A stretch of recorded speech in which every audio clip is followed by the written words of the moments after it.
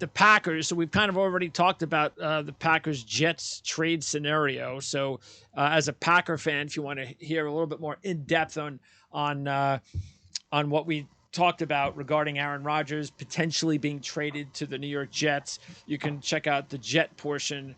And that's only if you're watching the Green Bay portion. Hopefully you're watching the entire show. But if you've just found the Green Bay portion, we talked a lot about potential Jet Green Bay trade with the Jet report.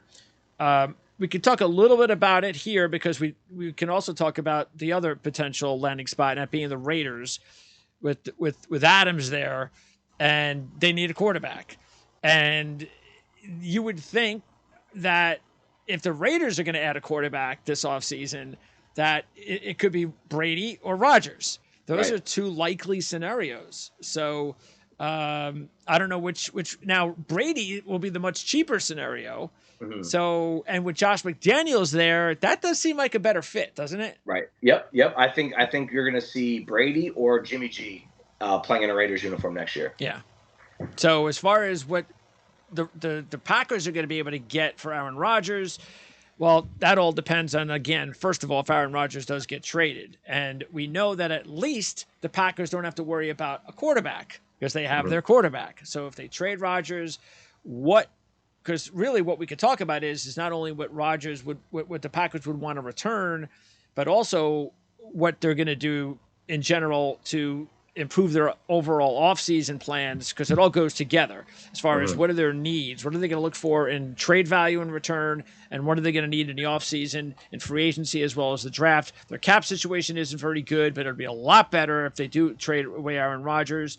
So you take a look at really their top needs. We talked about tight end with the Jets. Maybe that would be a need for sure. Offensive line as well.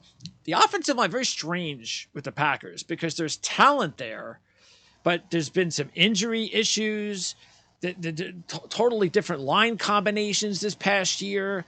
So I think they have enough talent on the offensive line, except maybe should just be looking at another left tackle to eventually replace Bakhtiari.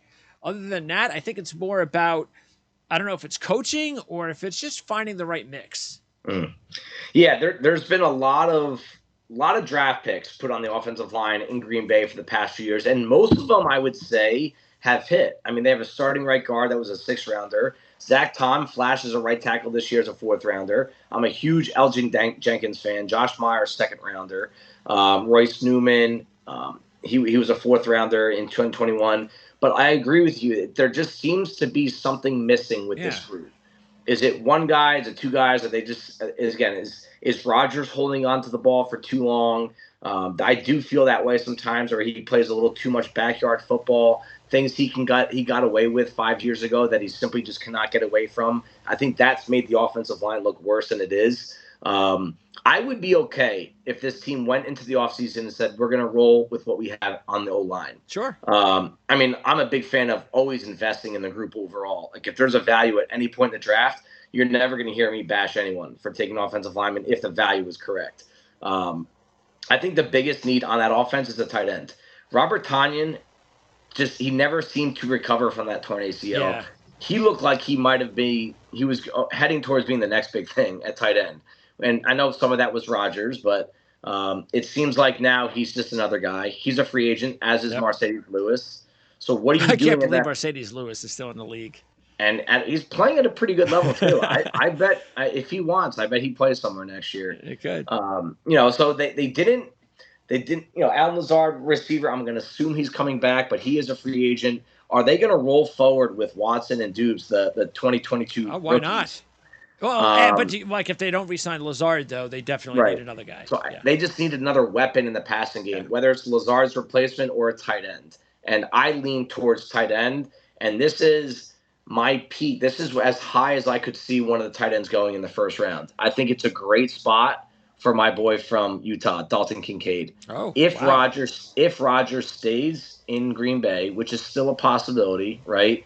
That would be something I'd be really interested in watching. You'd have to get a better blocker in there for the inline duties, but he's the kind of receiver, like that yard after catch machine, that would be really good in this offense. It's something Tanyan did not provide. That would be something. If you have Watson, Dabbs, and Kincaid, that'd be some young trio to keep an eye on for years. And Jordan Love would love that. Yes, he would. Yes, he would. Defensively, now we don't know if they're going to resign Lowry or Reed, so you got to keep an eye on that on the defensive line. Because pretty much, I mean, they did spend a first-round draft pick last year on Wyatt, and they have Kenny Clark. But they still got some holes to fill if they don't resign those guys. And then at linebacker, boy, I'm going to be interested to see how they handle this Quay Walker kid, because he's the first-round draft pick. I think he led the team in tackles, and he just embarrassed the franchise tremendously. But he's a first-round guy. If he was a seventh-round guy, he'd be cut. But he's a first-round guy, so they're going to work with him. Got to get his head straight. But I like the fact that Gary has turned into a really good player, and they've got Preston Smith. I like Enagbare, and they've got Campbell and Walker. So to tell you the truth, I think the linebacking looks pretty decent right now, as long as they just hold on to everybody. Yeah. When I look at the entire linebacker group and I compare them to the entire linebacker group of every team in the league, I think this is a top 5 group. Yes. And they're young and they're fast. They don't have a lot of aging players in that group, and so they're going to be good for a long time, as long as they, especially Walker. He could be the headliner, but again, like you said, there's going to be some stuff that he's going to work on between the ears. But he was. Are you surprised that he's like that? Did you see that at all scouting him? No, but what I did hear about him leading up to was that he was quiet, reserved, and someone you would not want to meet in an alley. And I quote from a source. All right. So, and honestly, from the linebacker position, you kind of want that. Yeah. Do I think he's a bad kid? I don't. But he was very soft-spoken, and just you could watch his tape at Georgia. A lot of people talked about Nakobe Dean.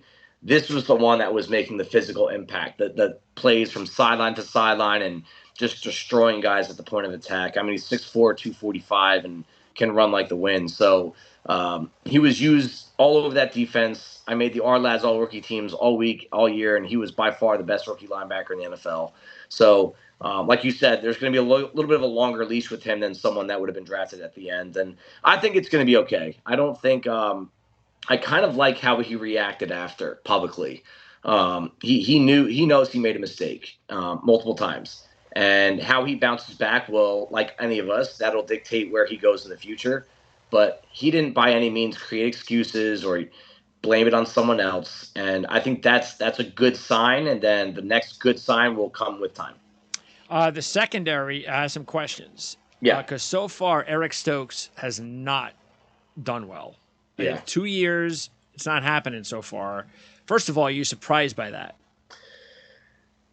I didn't have Stokes as a first rounder coming out, so I'm not. I thought he was more of a end of day two pick coming out. And he had some early success, but I think the more tape that opposing coaches had on him, his play has just declined more and more. I also think teams are afraid to throw in Alexander's direction, and he simply is just the victim of getting a lot of balls thrown his way, but he didn't capitalize. Yeah.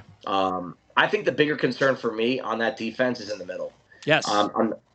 They just don't create enough plays. Savage and Amos Amos, I don't know what happened to him this year. He's like the complete opposite of what normally happens on your contract year. Normally, players like this, and then boop, contract year. Amos is like this, boop, contract year. It's like you're supposed to play your best football on your contract year. Right. And they had nothing behind those guys either. I mean, you could go into this offseason saying that is the biggest hole on this team. If someone said that's the hole that needs to be filled, I wouldn't dispute it. Because Savage as well has not developed. Are you surprised by that? Just a solid player, but again, you need these guys. It's like you said with the Jets; they need to make plays, and they simply don't. And they allow a lot of big plays. That was one of the biggest issues this defense had. They allowed a lot of big plays. I think they were 28th in touchdowns allowed. Alexander brings the average of the group up so much because of how good he is and how many big plays he makes. But the group overall, there wasn't enough there.